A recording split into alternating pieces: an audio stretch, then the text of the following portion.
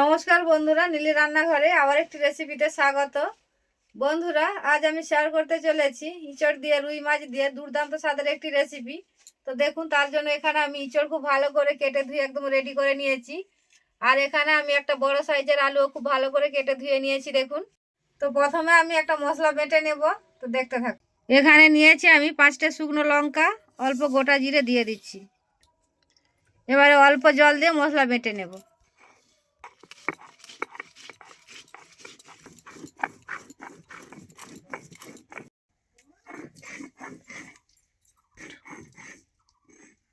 গোটা লঙ্কা গোটা জিরে খুব ভালো করে বেটে নিয়েছি, এবারে তুলে নেব।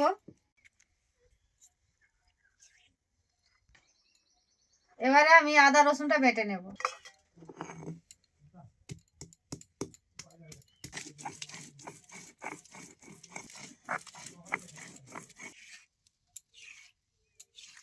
মশলা বেটে নিয়েছি, এবারে আমি আলু হিঁচড়টা সেদ্ধ করে নেব। তার জন্য দেখুন কড়াই বসিয়ে দিয়েছি।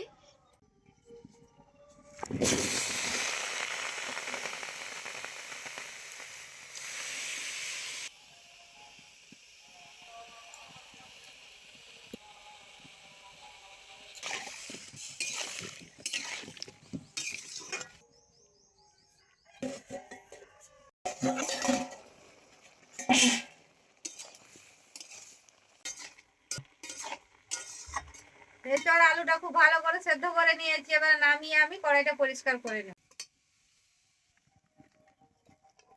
দিয়ে দিচ্ছি কড়াইয়ের মধ্যে আবারও সরষের তেল।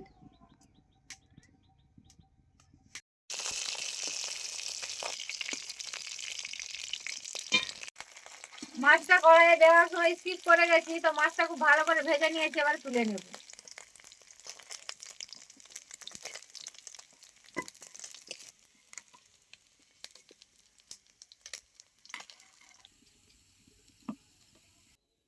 এবারে আমি একই তেলের মধ্যে আলু হিঁচড়টা খুব ভালো করে কষিয়ে নেব।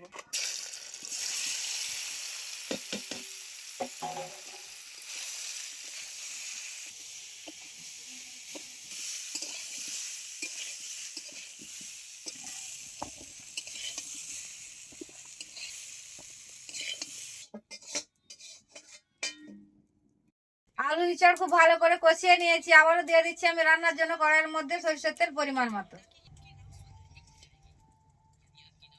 তেল খুব ভালো গরম হয়ে গেছে, এবার দিয়ে দিচ্ছি গোটা গরম মশলা পরিমাণ মতো। দিয়ে দিচ্ছি অল্প হিং। দিয়ে দিচ্ছি পেঁয়াজ কুচি পরিমাণ মতো। পেঁয়াজটা খুব ভালো করে ভেজে নিয়েছি, এবার আমি দিয়ে দিচ্ছি আদা রসুন বাটা পরিমাণ মতো।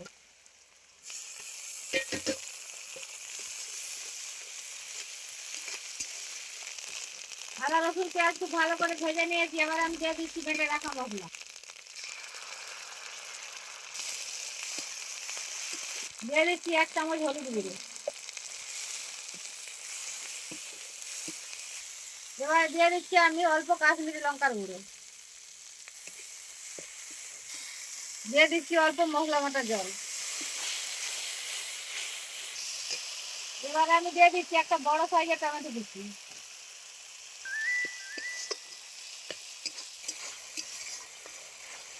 মশলা খুব ভালো কষিয়ে নিয়েছি, মশলা থেকে খুব ভালো তেল ছেড়ে গেছে, এবার আমি দিয়ে দিচ্ছি ইঁচড় আলু।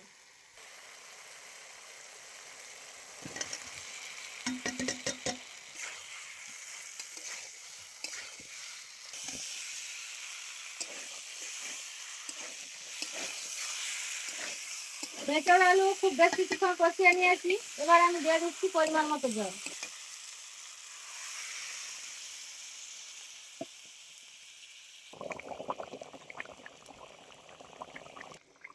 খুব ভালো করে ফুটিয়ে নিয়েছি, এবার আমি দিয়ে দিচ্ছি ভেজে রাখা মাছ।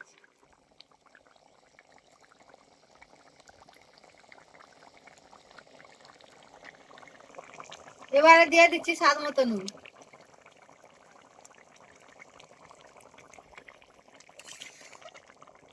রান্নাটা আমার প্রায় শেষের মাথায় হয়ে এসছে, এবার আমি অল্প কাঁচুরি মেথি দিয়ে নামিয়ে নেব।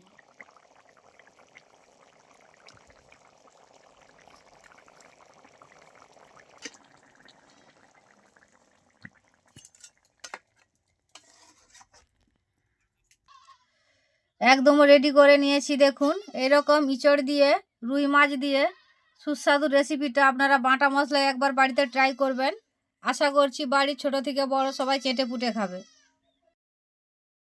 বন্ধুরা, আজকের এই রেসিপি যদি আপনাদের কাছে ভালো লাগে অবশ্যই লাইক কমেন্ট করবেন এবং আমার পাশে থাকবেন এবং আপনারা ভালো থাকবেন। দেখা হচ্ছে অন্য কোনো রেসিপিতে।